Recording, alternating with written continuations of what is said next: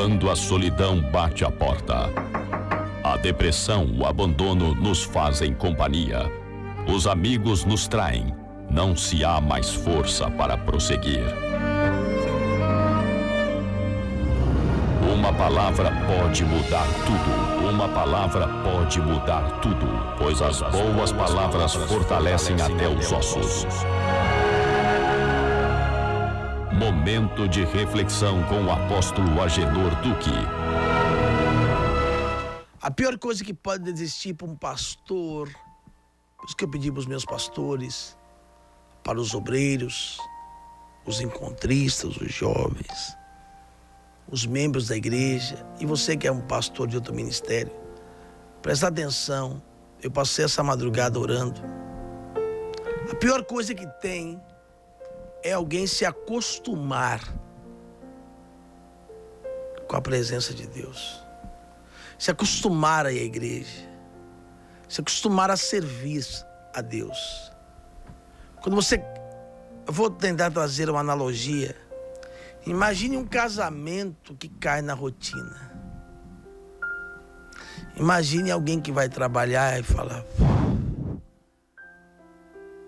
você não pode servir a Deus. A Bíblia diz que maldito é aquele que o serve relaxadamente.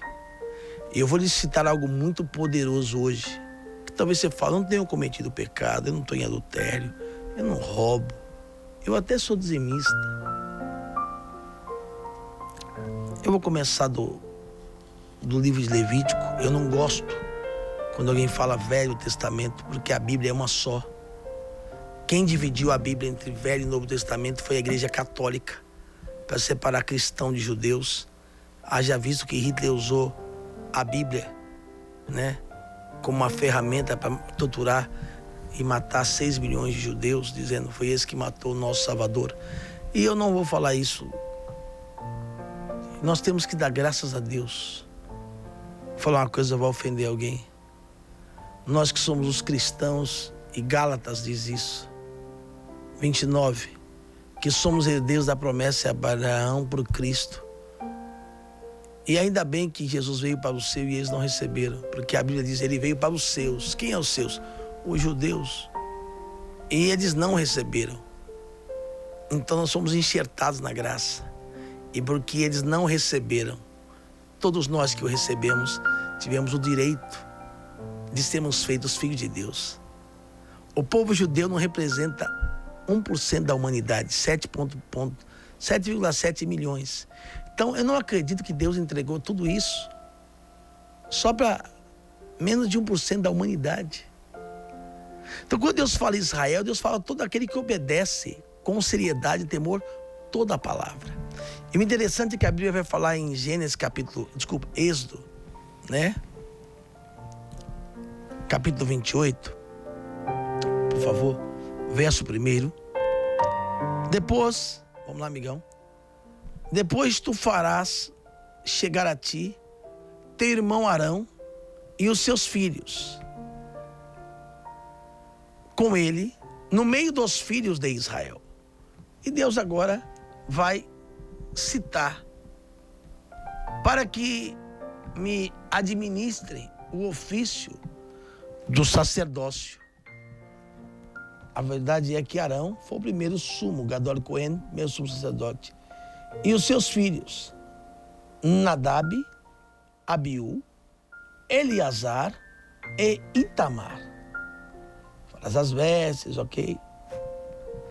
O que é o sumo sacerdote? É o homem que... O ápice. Era o homem que uma vez... E você que é crente, que temente a Deus, que tem o temor de Deus no seu coração, eu vou dizer para você que alguém disse que o ministério de sacerdócio morreu. E eu vou te provar hoje no Novo Testamento, como alguns chamam, porque para mim a Bíblia é uma só, que tu és sacerdócio vivo. Lembrando que nessa época, quando Deus instruiu o povo, foi no pé do Monte Sinai. Dobre atenção que eu vou te falar, vai mudar a sua vida hoje. E nessa época não existia ainda o povo não havia ainda conquistado a Terra Santa, Eretz Israel, a terra de Israel, Holy Land, a Terra Santa. O povo estava no deserto do Sinai. E quem conhece pelo menos um pouquinho de Bíblia sabe que eles vão adentrar a terra por meio de Josué, conquistando a terra. E lá na frente, depois, em Davi, pela sua oferta, o seu filho, o rei Salomão, ergue o Beit Hamikdash, o templo sagrado, que foi destruído pelos babilônicos e reconstruídos por Esdras, Neemias e Zorobabel. Ok. Nessa época, Deus se relacionava com o povo na condição que o povo vivia. O povo vivia em tendas. Por isso eu comecei hoje a programação mostrando sobre as festas. Quem não viu vai ver daqui a pouco. Pode ser o Mark Zuckerberg, pode ser o Roberto Justus, pode ser o Silvio Santos, pode ser o dono do Banco Safra, pode ser o judeu que for o mais rico no mundo. Quando é Sukkot, ou a festa das cabanas, em Israel há muita segurança. Eles dormem na rua. Aqui, quem mora, por exemplo, num bairro em São Paulo de Higienópolis, eles vão para a varanda, por mais rico que seja. Aqui em São Paulo, esse programa é em rede nacional, para televisão. A propriedade mais cara que existe pertence ao dono do Banco Safra, que é um judeu. E por mais rico que seja, nos dias de Sukkot, da festa das cabanas, alguns chamam de tabernáculos, todo judeu tem que dormir numa cabana. Para que isso? Para saber que hoje são prósperos, ricos, abençoados, mas que um dia já foram escravos, peregrinos, que não tinham terra, que eram chamados de hebreus e que moravam em tendas. Nessa época havia uma nuvem de dia para os proteger do calor e uma nuvem de fogo e glória chamada de Shekinah que os acompanhava. E quando a nuvem mexia, Moshe Rabbeinu sabia que o povo tinha que andar. Eram peregrinos, caminharam 40 anos. Dobre atenção, olha a volta que eu estou dando para te explicar. Então, a nuvem mexia, era Deus dizendo, bora, caminha. E tinha que desmontar. Vou conjecturar, imagine um circo. Muito de fundo, bem baixinho. Desmonta, e o tabernáculo era conduzido pelos levitas. E depois de 1000 metros ou 1 quilômetro, as demais tribos vinham atrás. E aí, quando a nuvem parava, era montado de novo o tabernáculo. Se tiver depois aí uma foto do tabernáculo aí, coloca aí, né? Uma tenda, ok? Como é no deserto. Ok. Agora, Deus havia dito, na hora lá fora, havia o altar, né? Porque tudo que acontece aqui no mundo físico é um reflexo do mundo espiritual. Tudo que Moisés viu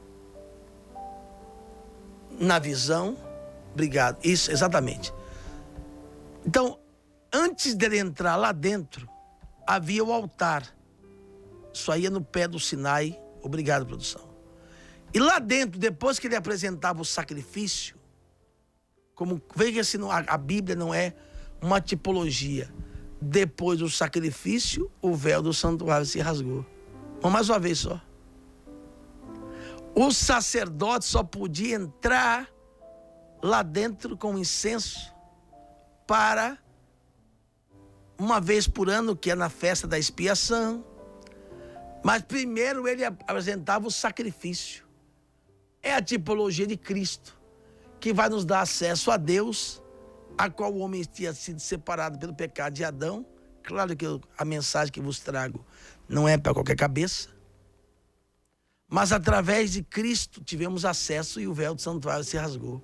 Ok.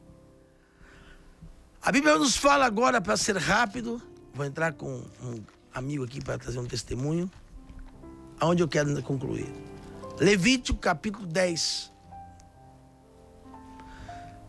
E eu vou dar um exemplo, e quem é obreiro, pastor, ou já serviu a Deus, né? Ou um casamento. Eu vou citar 2 exemplos. Você chama um obreiro da igreja e fala: obreiro, você vai cuidar aqui, diácono, do altar ou da porta da igreja. Vai ser o recepcionista das pessoas. No início, aquele temor, aquele respeito. Vai cuidar do púlpito, aquela reverência. Meu Deus, o altar do Senhor. Alguns tiram até o sapato. Mas aí vai passando o tempo, alguns vão perdendo o respeito, vão lidando como se estivesse limpando a pia da casa da Dona Maria. O pano que passa no chão, passa no púlpito. A pessoa, quando chegava outrora, bom dia, paz do Senhor. E aí, irmão? Irmão? É como a moça que casa. E aquele temor, aquela reverência com o marido. O marido, com todo respeito, tem até vergonha de soltar um pum na frente da esposa. Mas depois começa a falar, e eu penso comigo, né? Quando acaba o respeito, acaba tudo.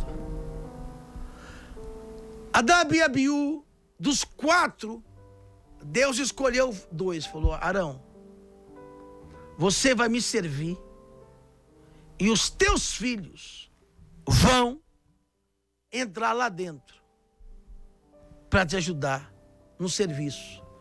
Olha, eu comecei falando lá em Êxodo. Eu não tenho muito tempo. Já estou lá em Levítico.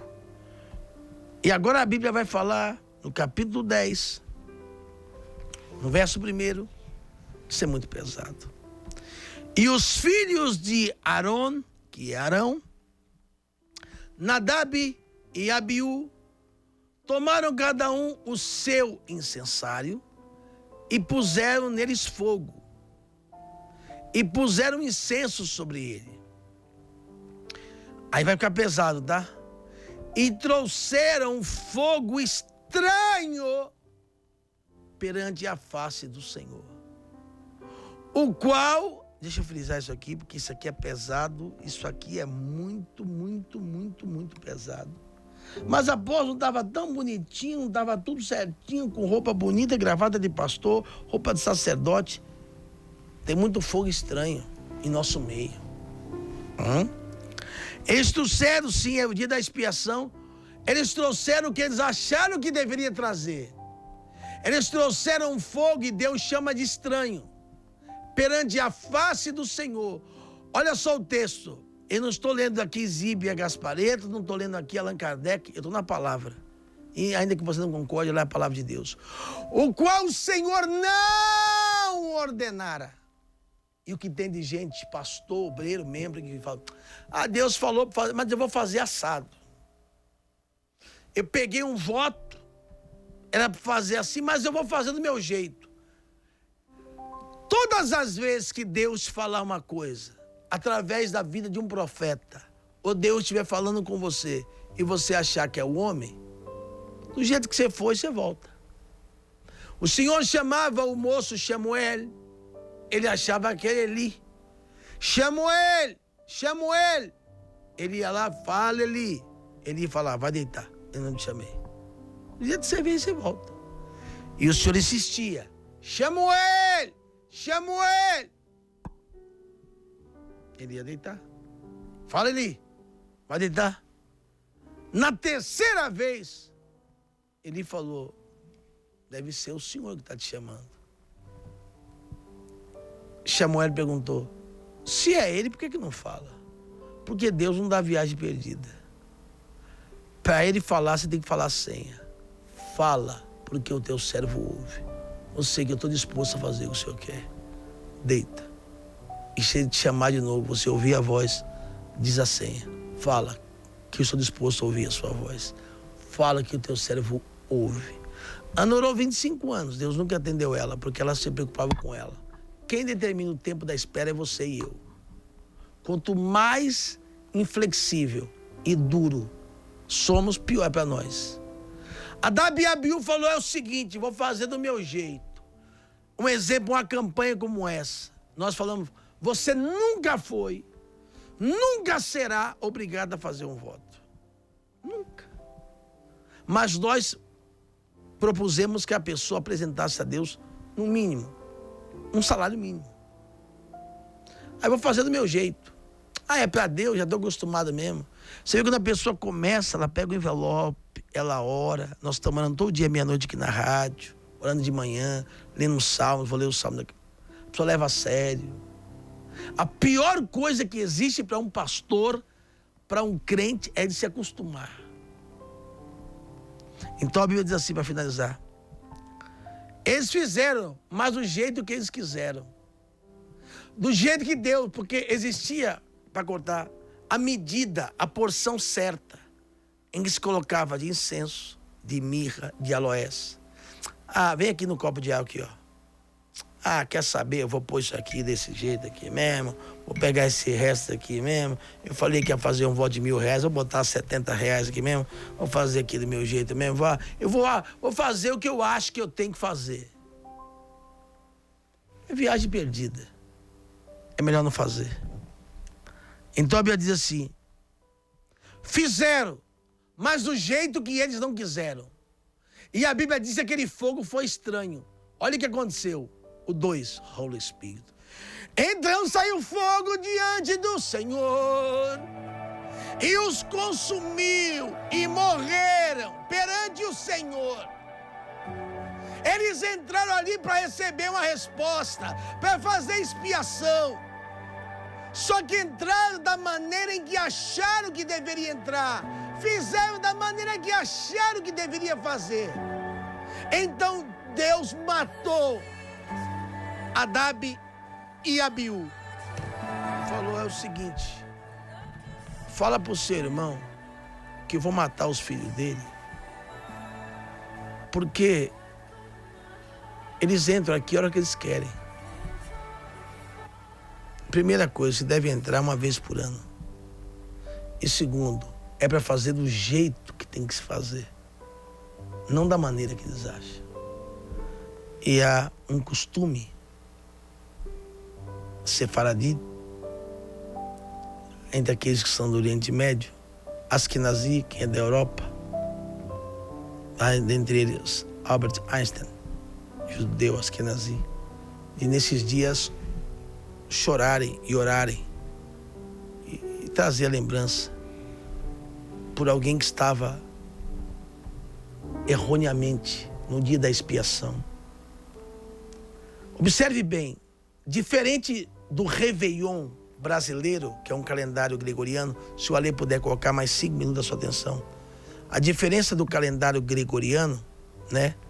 Às vezes dá para colocar se for, que é baseado no calendário papal, né? Instituído pelo Papa. Tira o GC, por gentileza, né?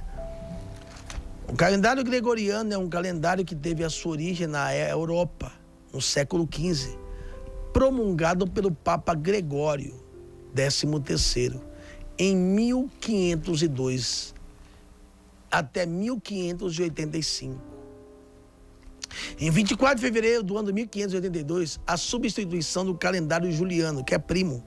Por isso que os meses, quando eu falo assim, né? Que o mês de Elu, o mês, hoje, por exemplo, é 5, não, hoje é 3, de Tisrei. Por que existem 242 profecias da volta de Cristo errada na internet? Pastor, profeta, vaso sanitário. Porque eles fazem cálculos com o calendário gregoriano que é instituído pelo Papa. Aí alguém, só um segundinho, vou voltar aqui agora, um segundo só, põe aqui em mim e já volto. Aí alguém disse, já me falaram isso: não, irmão, não, amado. Isso aqui é história, irmão. Ninguém pode mudar. Nós está em 2019 porque conta-se desde o nascimento de Jesus. Ou algumas teorias, dentre elas os ortodoxos, desde o dia em que Jesus, que 2019 ele esteve aqui. ou desde que Jesus fez o Brit Milá, que é a circuncisão. Aí você continua e veja o que a história diz. Continua, por favor, produção. Por favor.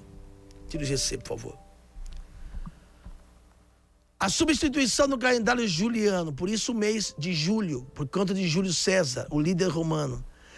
Aí alguém vai dizer, não, mas isso aí é porque Jesus esteve aqui. Mas a história diz que esse calendário foi implantado 100 anos antes de Cristo. Há 46 antes de Cristo, sendo oficialmente utilizado pela maioria dos países, por razões históricas, além da convenção da praticidade do calendário gregoriano, que foi adotado para demarcar o ano civil, entre eles o câmbio, a bolsa, o comércio, o dólar, o câmbio, facilitando o relacionamento. Mas isso não tem nada a ver, até porque é engraçado, não sei se o Ale vai conseguir achar para mim uma coisa interessante que eu citei na Bíblia, né? Eu já falei isso aqui 10 vezes. E já expliquei. Será que você consegue achar para mim, Ale, aquele momento que eu coloco de um lado o calendário gregoriano e o calendário bíblico? Que eu vou falar hoje sobre Réveillon. Já estou acabando. Né? A Bíblia fala no livro do Evangelho de São Lucas, no capítulo 1, no verso 6, né?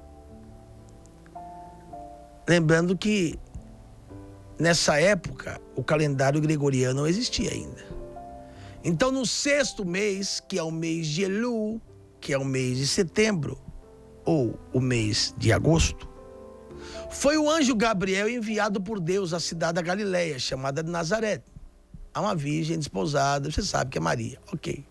Então, se a anunciação foi feita, que ela seria grávida, ficaria grávida do nascimento de Jesus, no 6º mês, Elul, se uma gestação dura 9 meses, então faça a conta.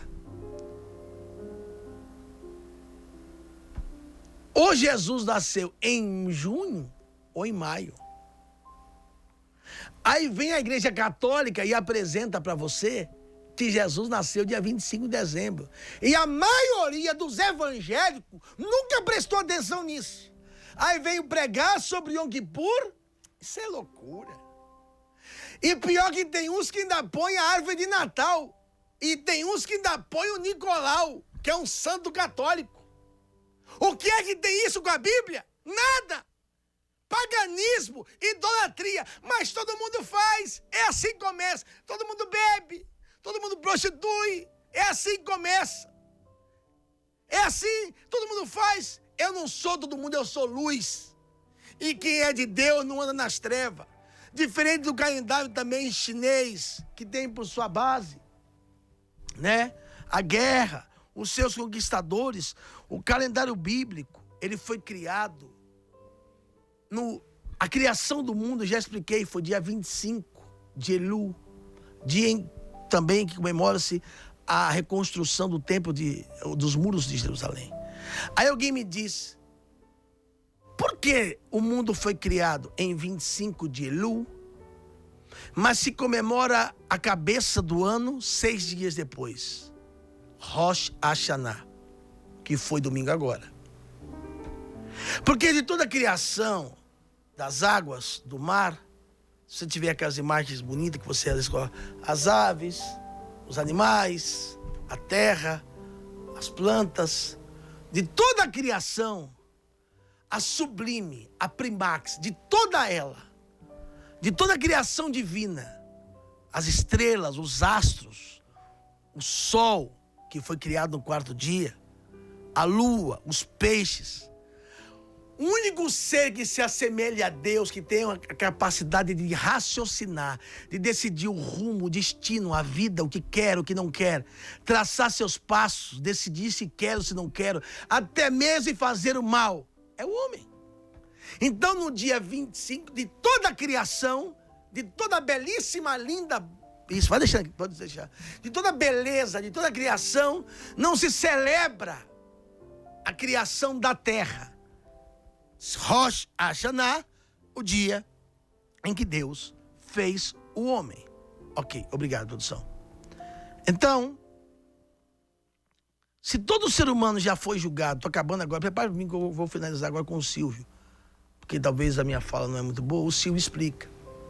O Silvio fala assim, ó, há 10 dias atrás, quando acabou o nosso ano, e eu sempre gosto de colocar essa fala do Silvio, porque todo mundo ele fala sobre isso, mas eu coloco desse aí, porque todo mundo sabe que esse ano, nessa fase, deve fazer uns 4 anos, foi a época em que o banco que ele tinha, que era acho que era o Pan-Americano, tinha quebrado. E ele falou publicamente, todo mundo sabe, e há 10 dias atrás, quando acabou o nosso ano, Deus já nos julgou. E nós temos 10 dias, eu, você, os 7,7 bilhões de seres humanos, já fomos julgados, talvez você não saiba, está vendo a mensagem agora, domingo passado. Olha a diferença, olha a diferença do nosso, ai, ai.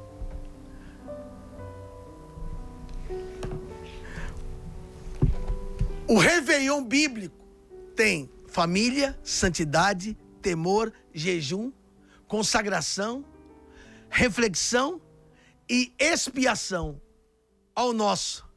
Vai dando 59, 11,50, 11,59. O que tem?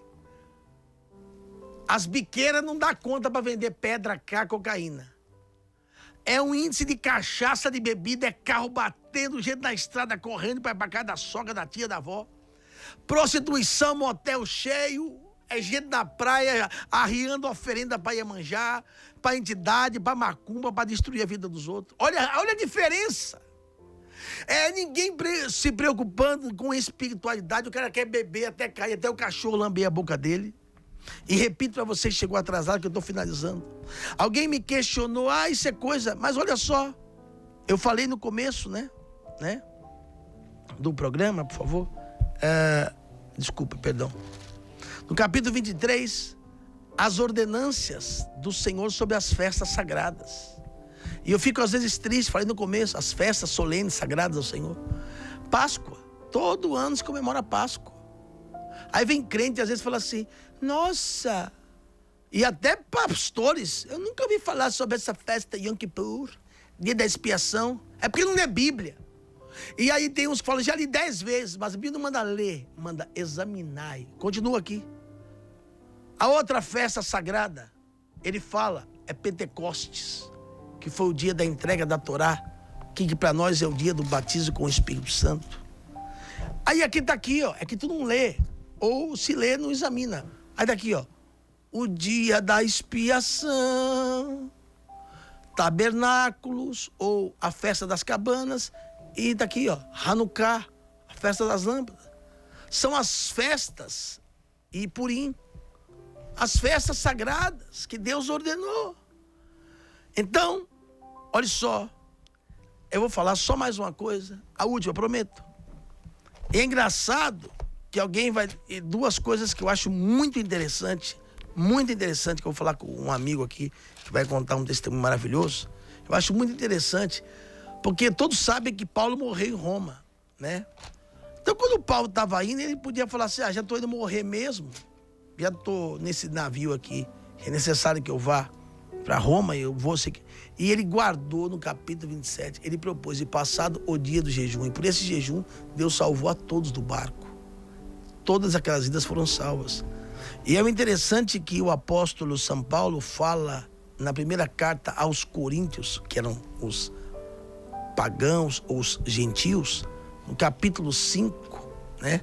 1 Coríntios, capítulo 5, se tiver a Bíblia e quiser marcar. 1 Coríntios, capítulo 5, né? No verso 8,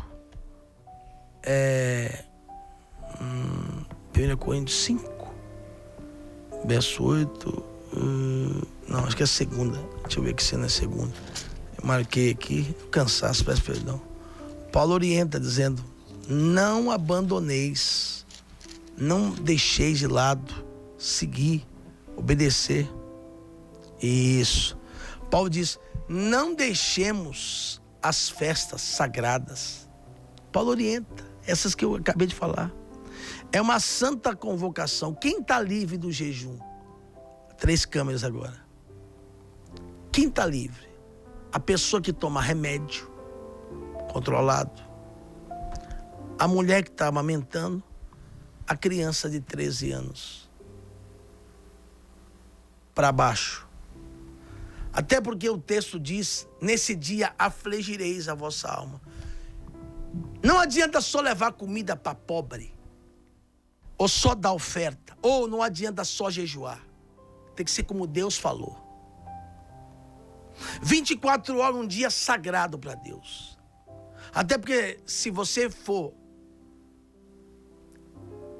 jejuar e vai ver a comida, vai sentir na carne. É um dia que você vai se tornar, vai fazer expiação. E alguém diz assim para mim, mas e Jesus? Jesus já não morreu? Sim. E ele não já venceu o pecado? Sim. E tu ainda não peca? Sem vergonha. Tu ainda não vive na vida errada? Esse dia é para purificar, para zerar a conta. Você deve tê-lo como pai e não como advogado. Imagina você numa delegacia, aí você vai com o advogado. Aí o delegado fala, pô, de novo você aqui. Não, mas meu advogado é bom, eu sei, mas de novo, Deus é um justo juiz. Toda hora. Me perdoa, toda hora. Então nesse dia você vai fazer expiação. Pega um papel, uma caneta, vai se humilhar, vai se entregar, vai fazer um sacrifício para que toda a sentença possa ser revogada. Como aconteceu? Queria que fechasse para mim aqui, nessa câmera. Pedi para o meu amigo Washington, eu até trouxe aqui hoje, fiz questão. Vem aqui que essa câmera anda. Venha para o Washington poder dar na minha mão. Eu até fiz questão aí dessa sacola minha. Tem uma Torá aí dentro, esse um azul. Fiz questão porque há uma ordenança. Obrigado, queridão, você é uma pessoa maravilhosa.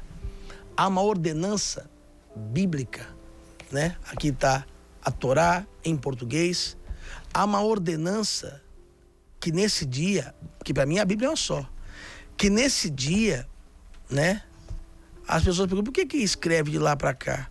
Porque Deus nunca trabalha de fora para dentro, Deus trabalha de dentro para fora. Nesse dia, olha que coisa tremenda. Aí você fala, isso é coisa para judeu. Tá bom, finaliza agora. No primeiro dia de Yom Kippur, ok? Fecha bem, por favor. Por favor. Abra aí, clareia, limpa, dá foco. Primeiro dia de Yom Kippur, veio a palavra do Senhor a Jonas, filho de Amitai, dizendo, levanta e prega contra a cidade de Nínive, clama contra ela, porque pela sua malícia será destruída. Jonas, porém, levantou-se para fugir. Por que que um judeu vai ter que trazer a memória de um povo que era pagão, que matou? O que é isso aqui? Por que que um judeu que acredita na lei mosaica tem que parar para ler o texto sobre os ninivitas? O que tem esse povo que matou a família de Jonas, que era um povo imoral, um povo maligno? Porque todo mundo pode ter a chance de ter a sua sentença revogada. Até os ninivitas tiveram a chance. Você pode mudar o decreto. Aí, finalizo, não tenho mais do que muito para falar. E finalizo com o Silvio. Quando a pessoa é condenada, suponhamos que você, com todo respeito, não tem uma palavra, e você também que está cumprindo o seu voto, não esqueça de falar para o telefonista, manda a minha chave. Eu queria que o câmera mostrasse aqui, por favor, a chave, né, que você vai usar ela. E também queria pedir ao meu amigo o câmera, se ele conseguiu achar aí aquele testemunho que é de um rapaz que foi no finalzinho do culto, Gonça, onde ele trouxe, chegou quebrado. Eu gravei o testemunho dele, já estava acabado o culto, com 2 caminhonetes Torô, 2 chaves, eu ungi e consagrei o Senhor. Né, você que está ligando, liga para cá, 0 operadora 11, eu quero participar, 2692-3860. Ou 2024-6200. Vamos supor que você foi sentenciado. Agora, domingo. Estava vacilando vendo o Domingão do Faustão. Estava assistindo o jogo do Flamengo, vendo o jogo do Corinthians. Nem me liguei, nem sabia disso.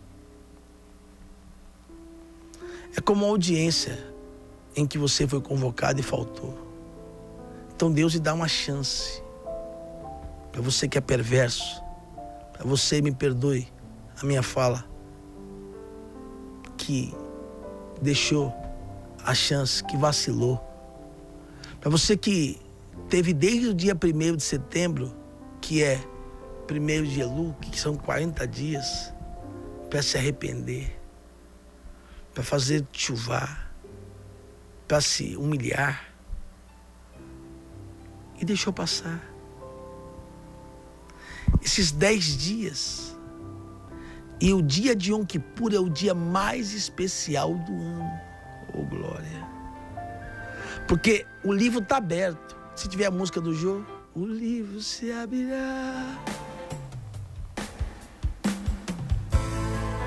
E é por isso que Isaías recebe a sentença, vai lá e fala para Ezequias que ele vai morrer e não vai viver. Está selado. Então, os decretos, como aconteceu com Nínive, por isso que se lê Nínive, é obrigação ler Nínive. Aumenta o hino. Deus visita a terra para nos dar uma nova chance. O livro está aberto. O livro se abrirá. Se abriu domingo. Ele escreverá as obras praticadas nestes dias. Senhor, eu quero ver restauração acontecer. Entrego no altar a humilhação. Então você vai se entregar. Então ele fala, vai lá e fala para ele, Isaías, que vai morrer. Isaías vai lá e entrega. Mas o livro está aberto. Quando vai selar? Quando vamos dar início, e domingo você já deve vir preparado de pano de saco. Onde vamos nos preparar. E quando selar o findar do jejum, que é de 24 horas, ninguém revoga mais. E aí eu finalizo a minha fala. Pega uma folha de papel. Eu só tenho 2 palavras a dizer. 3. Só mais uma vez. Reflita bem. Porque há pessoas que elas disseram assim, né? Eu vou ser bem claro. Se você não gosta da vida que você está vivendo, eu vou ser rápido e claro. Deus está lhe dando uma chance. Deixa eu reescrever a história da sua vida. Pega uma folha de papel e projete o seu ano. Escreva os seus projetos. Eu vou levar a Israel domingo. Eu vou sair domingo, eu vou fazer o culto de manhã. Eu vou estar ungindo na porta às 7 horas da manhã. O culto é 9, vou acabar meio-dia você pode ir embora. Domingo não vai ter ceia. Vamos unir a fé de mãos dadas. Meio-dia em ponto eu vou acabar. Não vai ter ceia, não vai ter toque de chofar, não vai ter... Não, o chofar vai tocar sim, tem que tocar todo dia. E vamos ministrar uma palavra profética. Vamos orar pela família. Vamos celebrar, vamos estar vestidos de pano de saco. E vamos orar para Deus reverter toda a sentença. Traga uma folha. E vou estar também à noite como estive. E muitas pessoas estiveram comigo domingo à noite. Domingo agora. Acabando o culto, 11h30 eu tenho que estar no aeroporto internacional de Guarulhos. Vou levar o seu pedido em seu favor. Vou apresentar essa folha. Escreva os seus sonhos, seus projetos. Eu quero mudar. Eu quero ser transformado. Né? Eu tenho comigo uma frase: se o dia de hoje eu não puder ser melhor que ontem, então para que ter o amanhã? Marque isso. Se o dia de hoje não puder ser melhor do que o de ontem, então para que amanhã? Então, a chance e a oportunidade. E um detalhe interessante: A Bíblia diz, aonde eu não digo mais nada. Se você se arrepende por temor,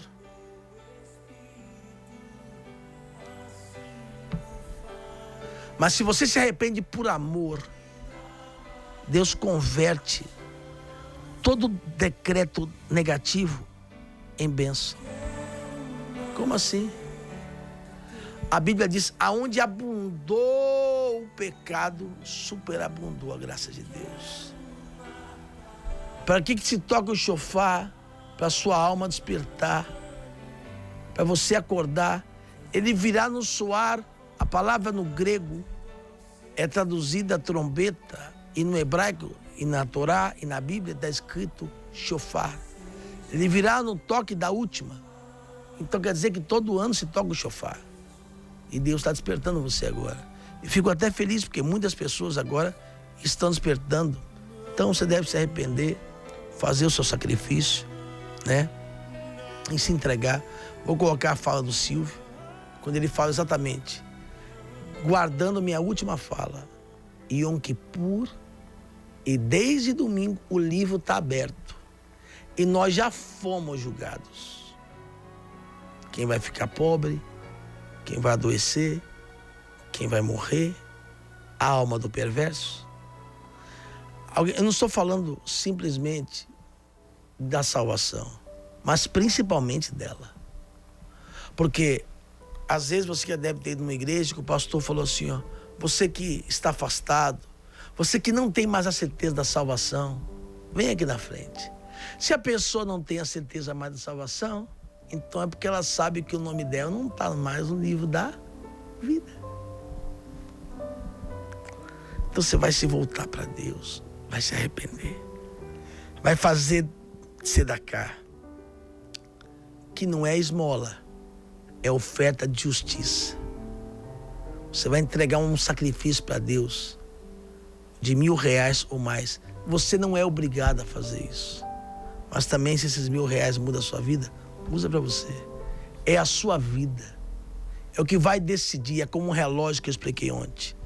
Que o ano passado, em Rosh Hashanah, em Yom Kippur, foi dado corda e te trouxe até aqui. E o que vai decidir a sua vida daqui para frente é o que você está fazendo para Deus. Um detalhe que 90% do povo da plenitude sabe disso. Existia um pastor na igreja que certa feita, a pastora Cleide, né, todo mundo conhece ela, aquela gordinha, gente boa demais da conta. A pastora ligou para ela e perguntou, me passa a receita daquela farofa que se faz com ovo e azeitona. Ela falou, você não está fazendo o jejum? Eu não sou judia.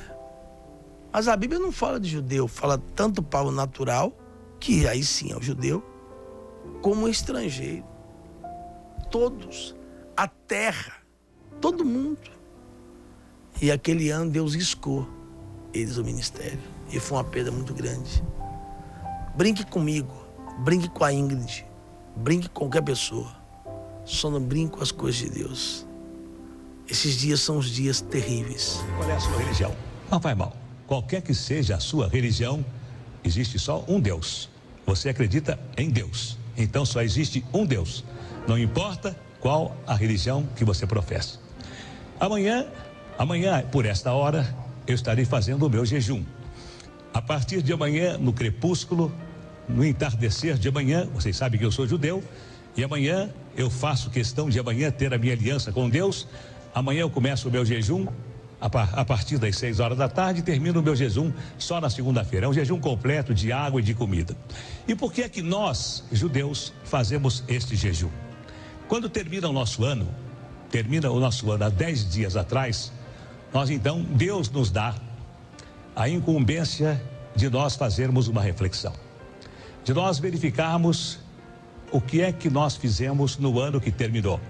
Se nós fizemos o bem, se nós realizamos algumas obras que foram louváveis, se nós pecamos muito, então nós temos 10 dias, do último dia do ano que termina até amanhã, quando começa o dia do perdão. E no dia do perdão, Deus pode perdoar os nossos pecados. E no dia do perdão, Deus pode colocar o nosso nome no livro da vida. E se ele coloca o nosso nome no livro da vida, isto significa que nós vamos viver mais um ano. Mas o que é que nós devemos fazer para que Deus nos coloque no livro da vida? Nós devemos dar com raiva, mas dar. Se você às vezes está no seu automóvel, alguém bate no seu automóvel, você leva um susto e alguém quer um auxílio, você dê com raiva, mas dê. Porque aí você vai ter mais alguns dias de vida ou mais alguns meses de vida. Se você der sorrindo, se alguém chega perto de você e pede, você se comove e você dá com o seu coração, você vai ter mais dias de vida. Você vai ficar no livro da vida por mais dias.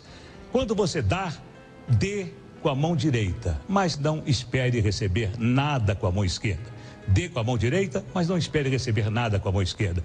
Você vai ter mais dias de vida. Isto quer dizer que os seus pecados poderão ser amenizados, poderão ser diminuídos. Agora, dê, mas não permita que a pessoa saiba que você está dando. Não humilhe a pessoa, dê. Faça com que ela entenda de que você está dando por alguma razão, por algum trabalho que ela fez para você, por algum serviço que ela prestou a você, mesmo que você não precisasse do serviço nem do trabalho. Dê, mas não permita, não faça com que ela saiba que você está dando, para que ela não fique humilhada. Agora, se você quiser mais dias de vida, se você quiser que os seus pecados se diminuam ainda mais, então dê para uma instituição. Essa instituição vai realmente fazer com que o seu donativo, com que o seu dinheiro seja bom aproveitado. Então, você dê, porque eu tenho certeza que o nosso Deus vai nos dar mais dias de vida, dias de felicidade, dias de alegria, dias de saúde, e todos nós seremos abençoados, não só os judeus, mas todos nós que colaboramos, todos nós que respeitamos o sofrimento dos nossos semelhantes. Eu tenho certeza que nós vamos receber não só o perdão de Deus, como dias alegres e felizes.